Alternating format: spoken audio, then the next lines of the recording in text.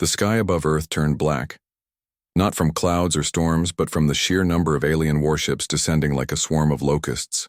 Hundreds, thousands. Their jagged, obsidian-colored vessels blotted out the sun, casting shadows over continents. From orbit, the Zarthan Collective's flagship loomed like a mountain, its hull etched with the scars of 1,000 conquered worlds. Inside its command chamber, Commander Vril, a towering insectoid with chitinous armor and eyes, like shattered glass, watched the planet below with cold amusement. Primitive, he hissed, mandibles clicking. Their weapons fire rocks and fire. They call themselves advanced because they launched a few metal spheres into space. His subordinates buzzed in agreement, their antennae twitching with disdain. The collective had crushed civilizations, far older than Earth, harvesting their resources, enslaving their people, reducing their histories to ash. This planet would be no different, but Vril's confidence wavered when the first reports came in. "Commander," a technician chirped. "Radar anomalies detected. Multiple targets rising from Earth's surface," Vril snarled. "Destroy them. Launch the Vanguard. Burn their cities. Let them learn fear." The order spread like lightning. Zarthan fighter squadrons peeled away from the armada, engines roaring as they dove toward the atmosphere. Below, humans watched in horror and hopelessness. News broadcasts showed missiles launching, fighter jets scrambling, armies mobilizing, all futile. The aliens' shields deflected bullets. Their plasma cannons vaporized tanks in seconds. Cities lit up like candles being blown out. Then the sky ripped open. From the oceans, deserts, and forests, Earth's hidden arsenal erupted. Sleek, angular ships, unlike anything humanity had ever shown the world, shot upward in a storm of fire. They moved faster than physics allowed, carving through Zarthan fighters like knives through flesh. One human vessel, its hull sleek and silver, sliced a Zarthan cruiser in half with a beam of light so bright it blinded sensors for miles. Vril froze. What? What are these readings?" His scientists scrambled. "Unknown alloys. Unknown. Energy signatures, they're weapons, they're eating through our hulls. Impossible," Vril roared. "They're animals. They should be crawling for mercy." But the humans weren't crawling. They were laughing. On board, a human fighter, a young pilot named Elena Ramirez, grinned as she locked onto a Zarthan bomber. Her cockpit buzzed with static. "This one's for my brother," she muttered, pulling the trigger. A pulse cannon fired, and the bomber exploded into a fireball. Her comms crackled with voices. "Keep it coming, aliens. We've been waiting for this." They took Dallas, now we're taking everything back. On the ground, chaos turned to strategy. Cities weren't defenseless. They'd lied. Skyscrapers unfolded into massive railguns, their barrels piercing the clouds. Mountains split open, revealing missile silos the size of city blocks. Farmers in fields activated hidden launch pads, sending drones streaking into the sky. The Zarthans had expected panic. They got war. Vril's flagship shuddered as a human destroyer, a mile-long beast of black steel, emerged from the Pacific Ocean, its camouflage dissolving like mist. It fired a volley of missiles that curved through the air like living things, homing in on Zarthan engines. One struck Vril's wing cruiser, and the explosion tore through its core, sending debris raining down on Tokyo. "This cannot be happening," Vril growled, his claws digging into his throne. Their satellites showed nothing. Their wars are fought with sticks and stones. A new alarm blared. "Commander, orbital defenses activating." What? The collective sensors scanned the stars. Dozens of satellites, mundane, unremarkable, were powering up. Then they opened fire. Beams of pure energy lanced outward, slicing through Zarthan supply ships. One satellite, disguised as space junk, detonated near a fuel depot, creating a chain reaction that swallowed an entire fleet. Vril's antennae quivered. "They've been preparing for wuss," he whispered. "For centuries." Back on Earth, General Marcus Cole stood in a bunker beneath Colorado's mountains, watching the battle unfold on holographic screens. His face was grim, his uniform stained with coffee and sweat. Around him, officers barked orders, coordinating the defense. Tell the Pacific Fleet to hold position. Launch the X-9s. Let's see how the bugs like being hunted. Cole wasn't surprised by the aliens' arrogance. Humanity had played the fool for a reason. After the Roswell incident in 1947, governments had secretly reverse-engineered alien tech, blending it with their own innovations. The world's brightest minds had worked in shadows, building weapons no enemy could predict. The Zarthans had seen what humans wanted them to see, a fractured, weak species. They thought we were prey, Cole muttered, gripping a steel railing. They'll learn the truth soon enough. The truth arrived in the form of a child. In Berlin, a 12-year-old boy named Lars crouched in the rubble of a bombed-out church. His hands trembled as he rigged a Zarthan landing pod with explosives. Nearby, a group of resistance fighters, teenagers, grandparents, factory workers, loaded makeshift bombs into old pickup trucks. They weren't soldiers. They were angry. The mine took my mom, Lars whispered, setting the timer. Now I'm taking everything. When the pod's hatch hissed open, Zarthan troops poured out, their exosuits clanking. Lars pressed the detonator. The blast tore through the first wave, scattering bodies like ragdolls. Survivors scrambled, only to be met with gunfire, Molotov cocktails, and grenades launched from slingshots. The humans fought dirty, using the aliens' own tech against them. A drone hacked a Zarthan communication array, broadcasting a taunt across every channel. Welcome to Earth. Hope you like pain. Vrill's fury boiled over. He slammed his claw on the war table, cracking its surface. Focus fire on the surface, eradicate all life, burn this filth. The collective obeyed. Plasma beams scorched forests, melted glaciers, and reduced cities to glass. But for every building destroyed, 2 more rose. For every human death, 10 more took up arms. The invaders found themselves trapped, not in a war, but in a trap. As night fell, the battle shifted. Human carriers launched waves of fighters, their wings glowing with stolen Zarthan energy. A squadron dove into a Zarthan dreadnought's hangar, dropping bombs into its reactor core. The explosion lit up the Atlantic like a second sun. Vrill stared at the carnage, his mandibles slack. They're not afraid, he realized. They're enjoying this. And he was right. In the heart of the chaos, Elena Ramirez whooped as her fighter weaved through enemy fire. How's that for a welcome party, ugly? She shouted, obliterating another bomber. Below, Lars lit a fire in Berlin's ruins, its flames a signal to others. General Cole raised a glass of whiskey, toasting the stars. You wanted Earth? He said to no one. Take it, if you can survive us. By dawn, the Zarthans had lost 30% of their fleet, and the humans had only just begun. Vrill turned to his advisors, his voice hollow. Signal the retreat. We need to reassess. The collective's war horns blared in confusion. Retreat? Against animals? But Vrill didn't care. For the first time in his life, he felt it. Fear. The humans weren't weak. They weren't prey. They were something far worse. They were angry. And they'd been waiting for this moment longer than anyone could imagine. The Zarthan retreat turned into a nightmare. Ships that had once dominated the skies now crumbled under relentless human fire. Commander Vrill clutched his cracked throne as his flagship shuddered, alarms blaring. Focus shields on the rear. He barked, but the damage was done. A human railgun round, fired from a volcano in South America, pierced the hull, tearing through 3 decks. Fires raged. Crews screamed. Commander! A technician shrieked. They're drones. They're everywhere. Outside the viewport, swarms of small insect-like machines buzzed around Zarthan ships. They clung to armor plating, injected molten acid, and detonated. One latched onto Vrill's bridge window, melting a hole before exploding inward. A shockwave hurled him backward, his exoskeleton cracking. Blood, or what passed for it in his species, oozed as he staggered upright. Earth's Fan G, counterattack, was ruthless. In the Pacific, the USS Aegis, a human destroyer, rose from the waves like a leviathan.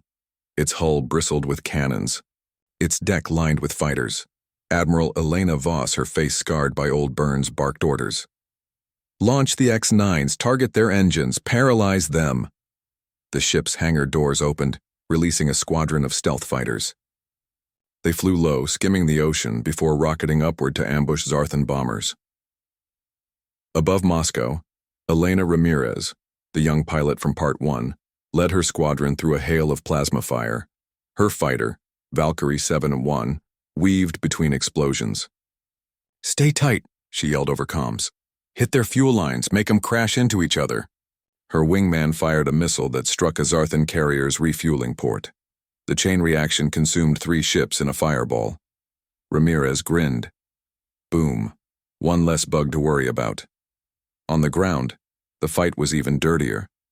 In Berlin, Lars and his resistance squad dragged a Zarthan exosuit into the ruins of a subway station. The suit's cockpit still smoked from the explosion that killed its pilot. "We've got 10 minutes before they send reinforcements," said Ingrid, a gray-haired grandmother wielding a plasma rifle. She knelt beside the suit, yanking wires from its control panel. "Lars, connect the red wire to the black node. We're turning this hunk of junk into a bomb." Lars's hands shook. He remembered his mother screaming as Zarthan troops dragged her away. Now, he'd make them pay. "Done," he said. The squad wheeled the suit to a nearby street and hid in the shadows. Minutes later, a Zarthan patrol marched past, 6-legged walkers with mounted cannons. The moment they passed, Ingrid hit the detonator. The suit exploded, crushing 2 walkers under rubble. Screams echoed. The survivors scrambled, only to be ambushed by rebels armed with spears made from alien debris. "They're not monsters," Lars whispered, watching a rebel drive a shard of Zarthan metal into an alien's chest. "They're just people. People who'd stopped being afraid." Back in orbit, Vril's fleet regrouped, or tried to. Half his armada was in ruins. Human satellites bombarded them with EMPs, frying systems. Ships drifted dead in space, their crews suffocating. "Reinforce the core," Vril hissed. "Deploy the Biodrone Legion." A subordinate hesitated. "Commander, the biodrones are unstable. They consume everything, organic and mechanical. We risk losing control." "I don't care," Vril roared. "We need victory." From the lower decks, a hatch burst open. A swarm of grotesque, jellyfish-like creatures poured into space. Their bodies pulsed with green light, tentacles writhing. They latched onto human ships, dissolving, armor with corrosive spit. One reached Valkyrie 7's engine. Ramirez cursed, yanking controls. "Eject the thruster," she shouted. The engine detached, taking the drone with it. But now her ship was crippled. "Hang on." A new voice crackled over comms. "This is Titan 3, I've got you." A massive human freighter dropped from the clouds, its belly opening to reveal a magnetic grapple. Ramirez's fighter snapped into its hold just as biodrones engulfed the empty space she'd occupied. The freighter's captain, a burly ex-trucker named Hank, leaned into his mic. "Kids these days can't even fly straight without a napkin." He slammed a button, launching a cluster of mines into the drone swarm. The explosion lit up the sky, but the biodrones kept coming. In Antarctica, General Cole watched the battle on a holographic map. Red dots, Zarthan ships, and green dots, human forces, clashed across the globe. "They're throwing everything at us," muttered a lieutenant. "Biodrones, gravity mines, even those face-melting rays. Why won't they quit?" Cole sipped his coffee. "Because they're scared." "Scared? They've got twice our firepower." "Exactly. They expected us to kneel. Instead, we bit back harder." He tapped the map. "Signal the icebox facility. It's time to play our final card." Deep beneath the ice, gears groaned. A vault door the size of a skyscraper slid open. Inside, a fleet of star destroyers, black and jagged, their hulls engraved with the names of Earth's nations. Workers in orange suits scrambled to finish pre-launch checks. "Launch sequence Alpha 7, droned a robotic voice. "Target, Zarthan Command. Objective, annihilation." As the first star destroyer rose, its engines tore a hole in the atmosphere. It moved slowly, like a predator stalking prey before vanishing into a blur of speed. Vril felt the shift first, a ripple in space, a shadow darker than the void. "What is that?" he demanded. His sensors failed, then his communications, then his lights. The Star Destroyer loomed over the Zarthan flagship, its cannons glowing red-hot. From its bridge, Admiral Elena Voss stared at Vril's ship. "You wanted to see Earth's strength?" she muttered. "Here's your diploma." The destroyer fired. A beam of pure energy speared through the Zarthan fleet, carving a line of destruction from pole to pole. Ships evaporated. Biodrones combusted mid-air. Vril's flagship split in half, its core detonating in a blast that shook the planet. On the ground, humans paused to watch the light show. In Berlin, Lars dropped to his knees. "Is it over?" "Nope," Ingrid said, reloading her rifle. "But they're running." She was right. The surviving Zarthan ships fled, their warp drives igniting in panic. Some collided mid-jump, tearing holes in reality. Others were hunted down by human fighters, which now patrolled the skies like hawks. In the White House bunker, world leaders toasted with whatever alcohol they could find. "To Earth," said the French president, raising a half-buried bottle of wine. "And to never letting aliens push us around again." General Cole didn't celebrate. He stared at a star map where new signals blinked, alien transmissions from beyond the solar system. "They'll send more," he said quietly. "We'd better be ready." Across the planet, the message spread. Earth is no one's prey. And humanity? They weren't just surviving, they were hunting. The Zarthan survivors limped into deep space, their shattered fleet a shadow of its former might. Commander Vril's flagship was gone. His left arm, a grotesque fusion of organic tissue and cybernetic limbs, hung useless, oozing green ichor. He floated in a life pod surrounded by the husks of his once proud armada. The humans had humbled them. Worse, they'd made them afraid. On board a damaged scout ship, Vril's remaining officers argued. "We must retreat to the core worlds." "Warn the High Council," one shouted. Another hissed, "No, we salvage what we can, we learn their weaknesses." Vril silenced them with a roar. "They have no weaknesses, they are chaos. Fire, storm." His antennae twitched. "And they enjoy this." He wasn't wrong. Back on Earth, the mood was electric. Cities still smoldered, but the fight had shifted from survival to revenge. In Nairobi, a group of teenagers rigged a captured Zarthan drone to broadcast taunts across enemy comms. "How's the weather in space?" asking for a friend with a missile. In Rio de Janeiro, rebels used alien plasma cutters to forge weapons, singing old protest songs as they worked. General Marcus Cole stood atop a ruined skyscraper in New York, binoculars pressed to his eyes. Below, engineers dismantled a Zarthan, Walker stripping its core reactor for study. "They gave us tech," he muttered. "Now we'll give it back with interest." The humans weren't just scavengers, they were students. In a hidden lab beneath the Himalayas, Dr. Amara Patel stared at a hologram of the biodrones. The jellyfish-like creatures pulsed with eerie green light. "They're not just weapons," she said to her team. "They're alive, organic, self-replicating, almost like a virus." Her assistant, a wiry Korean engineer named Kim, tapped a screen. "We found a weakness.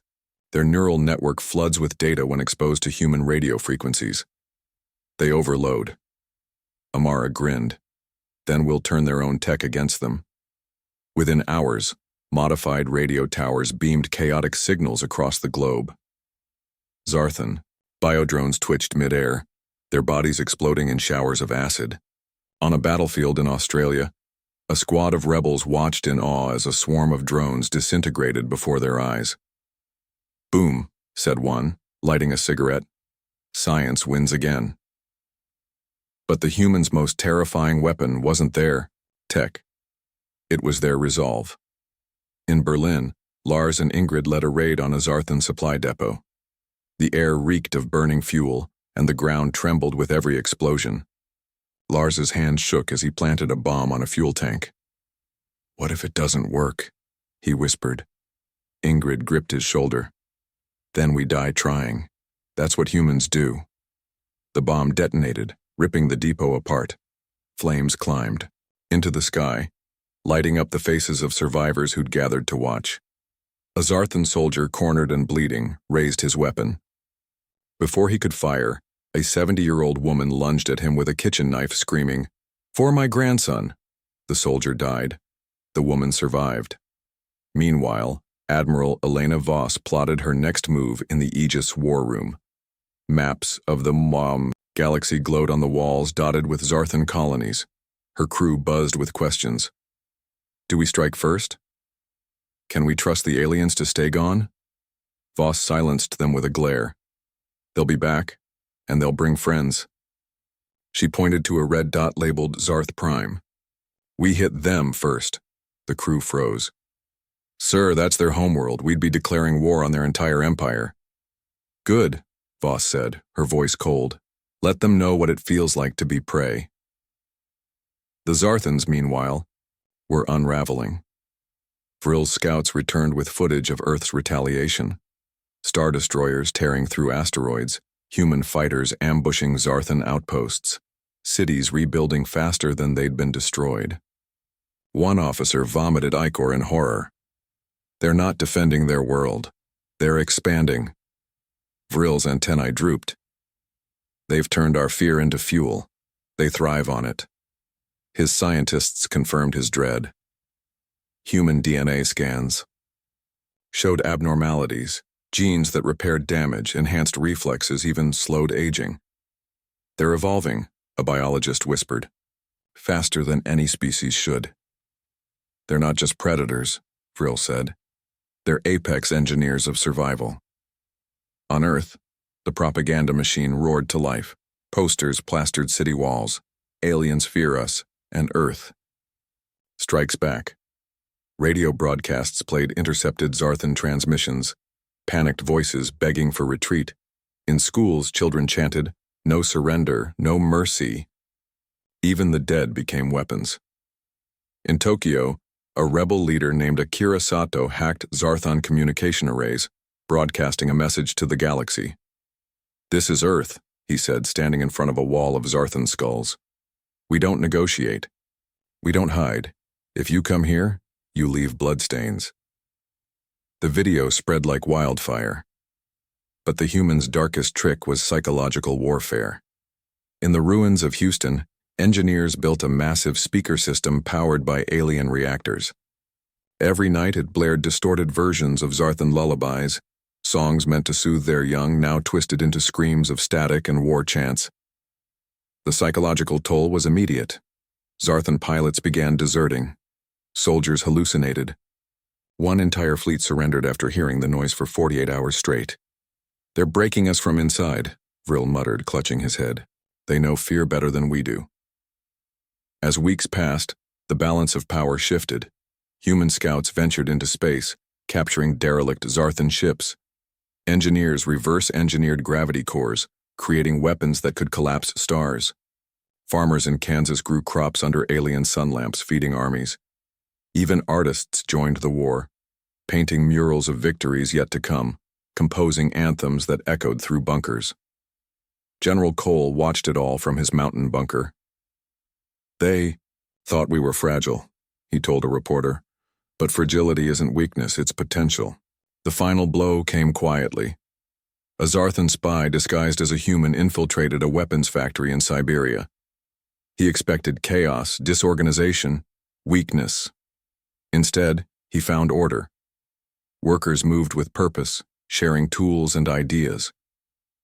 Children handed out food to soldiers. The spy approached a welder, trembling. "Why aren't you scared?" The welder didn't stop working. "Scared? Buddy, we just got started." The spy broke. He confessed everything. Zarthan battle plans, hidden colonies, even Vrill's private coordinates. The humans celebrated, not because they'd won, but because they'd proven a point. Fear was a weapon they wielded better than anyone. Vrill received the news in a stolen escape pod, drifting near Neptune. "Earth has breached our outer defenses," his last officer said. "They've launched a bioweapon. It's language. What? They're broadcasting stories. Tales of their victories, songs, poems. Even our young are listening. They admire the humans. Vrill's mandibles slackened. They're rewriting our culture. Yes, Commander. He stared at the stars, his body broken, his mind unraveling. The humans hadn't just defeated the Zarthans, they'd infected them. With hope, with rage, with the certainty that Earth's will was unstoppable. They're not just predators, he whispered. They're gods. And gods, he knew, demanded sacrifice. Back on Earth, Admiral Voss stood on the Aegis's bridge, watching the stars. A new signal blinked on her radar, alien, but not Zarthan. More guests, she said, smiling. Tell the fleet to charge their weapons. Let's make them feel welcome. The war wasn't over. It had just begun. The Zarthan homeworld, Zarth Prime, hung in the void like a poisoned jewel. A sprawling sphere of black towers, acid oceans, and endless factories. Its skies buzzed with warships, its surface bristling with orbital cannons. Commander Vrill's remaining fleet limped into orbit, their shattered vessels dwarfed by the planet's might. Vrill, patched up with stolen human medtech, stared at his homeworld through bloodshot eyes. Earth savages will never breach this, he hissed. Our core is unbreakable. He was wrong. Admiral Elena Voss stood on the bridge of the USS Aegis, now flanked by 6 star destroyers. Their hulls gleamed with stolen Zarthan alloys, their weapons charged with Earth's fury. Behind them, a fleet of converted human cargo ships, fishing trawlers, and even luxury yachts buzzed like angry hornets. Every vessel bore a single message on its hull. Earth strikes back. Launch the drones, Voss ordered. The sky erupted. Thousands of small insect-like machines, built from a mix of human engineering and reverse-engineered Zarthan tech, flooded forward. They moved in perfect unison, forming a swarm so dense it blotted out the stars. The Zarthan defenders opened fire, but the drones adapted. They split into smaller groups, dodging plasma beams, then reassembled into a single mass that engulfed an entire dreadnought. Within seconds, the ship dissolved into molten slag. Human technology, it's alive, whispered a Zarthan officer, watching the drones consume another cruiser. They don't just build weapons, Vrill growled, his claws digging into his throne. They evolve them. On Earth, General Marcus Cole oversaw the final phase from his mountain bunker. Maps of Zarth Prime glowed on holographic screens, marked with targets, reactor cores, communication hubs, gravity stabilizers. Around him, officers barked orders to pilots, hackers, and engineers.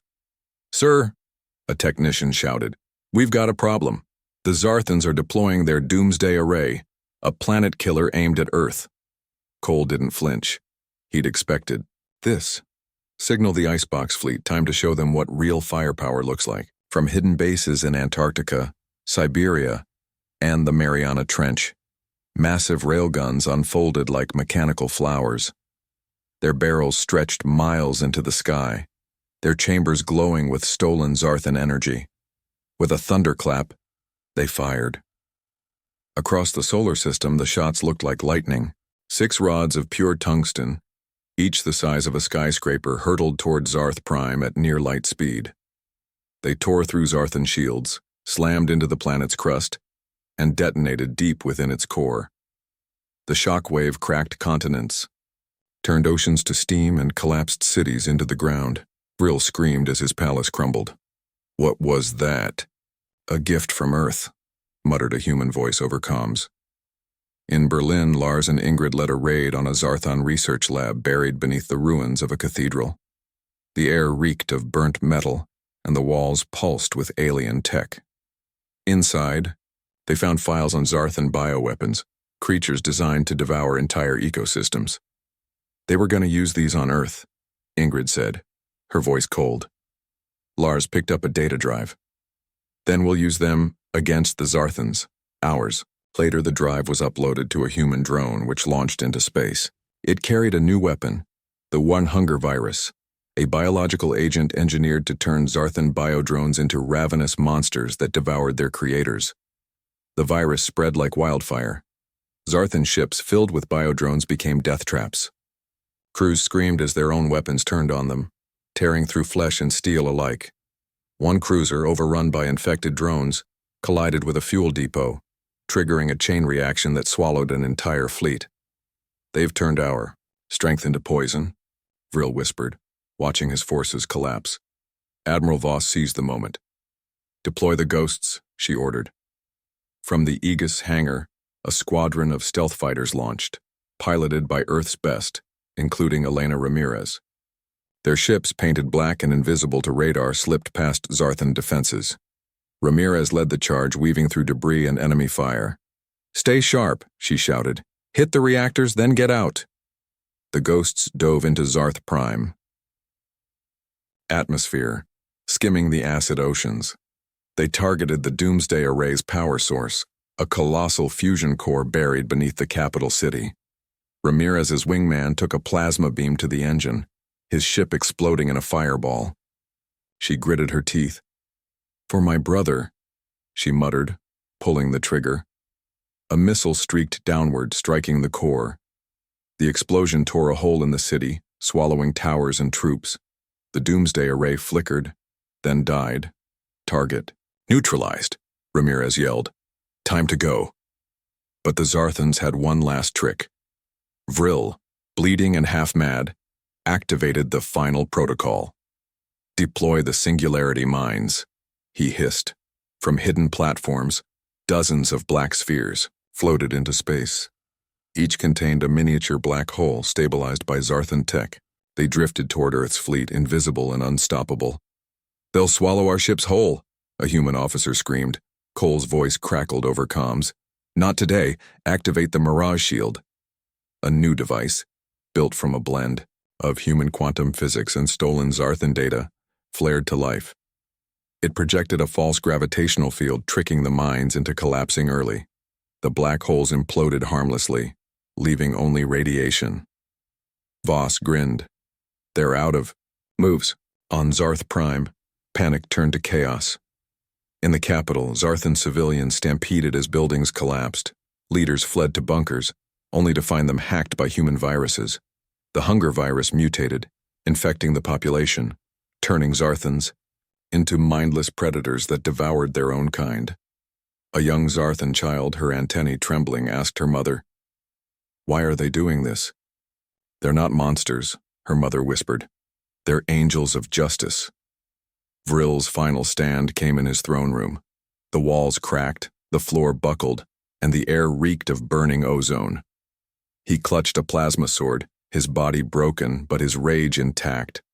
The doors burst open. General Marcus Cole stepped inside, flanked by rebels and soldiers. His uniform was scorched, his face streaked with ash. "Commander Vril," he said, "you wanted Earth. Here we are." Vril roared and lunged. Cole didn't flinch. He raised a pistol, stolen Zarthan tech modified with human explosives, and fired. The shot struck Vril's chest, detonating inside him in a burst of light. The Zarthan leader collapsed, his ichor pooling on the floor. You're not animals," he gasped. "You're apocalypse." Cole holstered his gun. "No, we're just getting started." The battle ended in a storm of fire. Human forces razed Zarthan cities, dismantled their war machines, and broadcast their victory across the galaxy. The Zarthan Empire, their pride, their cruelty, their legacy, was erased in a week. Earth, the world celebrated. Cities lit up, survivors hugged, and soldiers wept.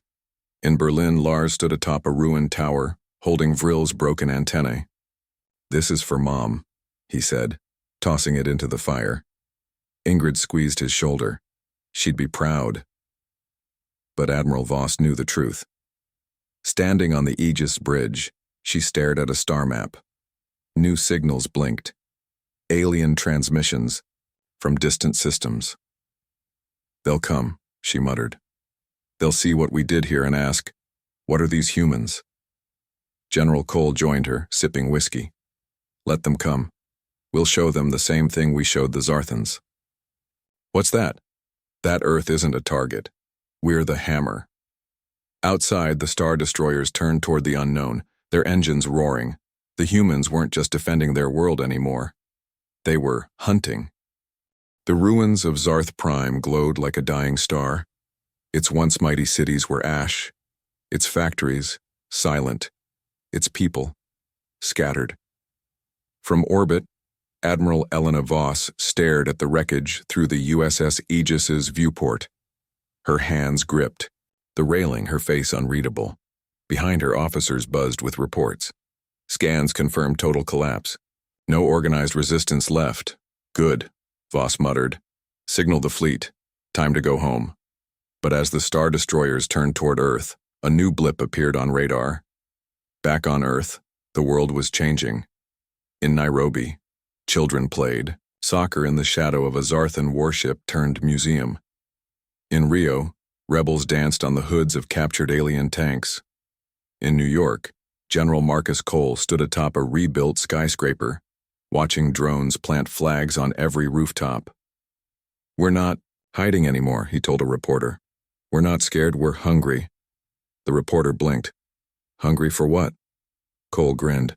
"Answers enemies, whatever's out there." The answer came fast, a signal. Not Zarthan, something new. Admiral Voss's console lit up with alien text. The message was short. "You broke the first law. Prepare." Her blood ran cold. First law? Dr. Amara Patel, now Earth's chief science officer, studied the transmission in her Himalayan lab. "This isn't Zarthan tech," she said, adjusting her glasses. "The signal's encoded with quantum patterns we've never seen. Whoever sent this, they're watching the galaxy, and we just kicked their beehive." Lars, now a junior agent, in Earth's new Interstellar Defense Corps, leaned over her shoulder. "Who are they?" Amara shook her head. "No name. Just a symbol." On the screen, a circle split by a jagged line. The first encounter happened near Mars, a human scout. Ship, Pathfinder 12-1, vanished mid-scan. Hours later, its black box was recovered, empty, except for one phrase etched into the metal. "We are the Wardens." General Cole called an emergency meeting. World leaders, scientists, and soldiers crowded the UN war room in Geneva. Maps of the galaxy glowed on walls. "The Zarthans were bullies," Cole said, pacing. "These Wardens, they're something else, judges, executioners." A Russian general snorted. "What, now we're criminals?" "They think we broke their rules," Voss said, entering the room, "and they're coming to punish us." The Wardens struck without warning. A fleet of sleek silver ships emerged from a wormhole near Saturn. Their hulls absorbed light. Their weapons fired beams that folded space. One blast erased a human destroyer, leaving nothing but static. Voss barely had time to react. "All ships, full combat." The battle was brutal. Human star destroyers unleashed railgun volleys, but the Warden's shields bent the rounds into harmless sparks. Fighters launched missiles only to see them vanish into pockets of warped reality. Elena Ramirez, now a squadron leader, dove her fighter into a Warden dreadnought's hangar. "If bullets won't work," she growled, "let's get creative." She ejected her fighter's fusion core and hit the detonator. The explosion tore a hole in the ship's spine. "Boom," she whispered, watching it implode. But for every Warden ship destroyed, 2 more appeared. On Earth, panic spread. In Berlin, Lars helped civilians evacuate underground bunkers. Ingrid dragged a wounded medic to safety, cursing under her breath. "They're worse than the Zarthans," she muttered. "At least they wanted to conquer us. These guys, they want us gone." "They'll have to stand in line," Lars shot back, reloading his stolen Warden pistol. General Cole made a call. "To all Earth forces," he broadcast. "This isn't a war. It's a test. They think we're too dangerous to exist, so let's prove them right." He ordered the deployment of Earth's true last resort, the Genesis Array, a weapon built from Zarthan reactors, alien alloys, and human ingenuity. Buried deep in the Sahara, the array's towers unfolded like skeletal wings. When activated, They fired a beam that rewrote matter, turning Warden ships into molten slag. The first shot struck a Warden flagship. The ship didn't explode, it unraveled, its atoms dissolving into golden mist. "They're not gods," Voss said, watching the carnage. "They're just another enemy." But the Wardens adapted. Their leader, a towering figure in a cloak of shifting light, appeared on every human screen. Its voice was 1,000 whispers. "You defy balance, you corrupt order, surrender or be erased." Cole stepped into the camera's view. His uniform was scorched, his eyes fierce. "Balance? Order? You mean you want us to kneel? To die? Quietly? Well, tell your balance to take a long walk off a short pier." He smashed the camera. The final battle raged near Jupiter. Human fleets, battered but unbroken, formed a last line of defense. The Genesis array fired non-stop, carving paths through Warden ranks. Voss led a boarding party onto the Warden flagship, her pistol blazing. She fought her way to the bridge where the cloaked leader awaited. "You cannot win," it intoned. Voss smiled. "We don't need to win. We just need to hurt you enough to make it not worth it." She triggered the explosives on her belt. The explosion tore a hole in the ship, and in the Warden's confidence. The survivors fled. The remaining Warden ships vanished into a collapsing wormhole, their mission a failure. On Earth, the world exhaled. Fireworks lit up the skies, children danced in the streets, but Cole wasn't celebrating. He stood in his bunker, staring at a star map. "They'll be back," he muttered. "Next time they'll bring bigger sticks." Voss joined him, her uniform singed. "Then we'll build bigger guns." Weeks later, a new signal reached Earth. This time it wasn't a threat, it was a plea. "We are the Orari. We saw your fight. We ask for peace." Amara Patel decoded the message in her lab. "They're a trade alliance," she said, stunned. "Dozens of species, they've been hiding from the Wardens for centuries." Lars grinned. "So, we're famous?" "Infamous," Ingrid corrected. "Earth's new era began. Human fleets patrolled the stars not as conquerors but as guardians. Colonies sprouted on Mars, Europa, and beyond. Scientists reverse-engineered alien tech, creating wonders even the Zarthans couldn't imagine. But the real victory was psychological. Across the galaxy, whispers spread. Earth doesn't negotiate. They don't fear death. They use Trosur. They turn loss into rage, rage into weapons. Even the Wardens hesitated. In the end, it was Lars who summed it up best. Standing on a Martian colony's observation deck, he watched a human freighter dock with an alien merchant ship. "We're not just survivors," he said. "We're something new." Ingrid elbowed him. "Like what?" He shrugged. "The galaxy's first apex predators with a sense of humor." She laughed. "And a really big gun." Back on Earth, a new monument rose in Washington, D.C., a statue of General Cole, Admiral Voss, and a dozen unknown soldiers. Engraved at its base, "To those who taught the universe, Earth does not kneel." And in the stars, human ships flew onward, not to hide, but to meet whatever came next. Because now, the galaxy knew the truth. Humans weren't just a species, they were a force, and they'd only just begun.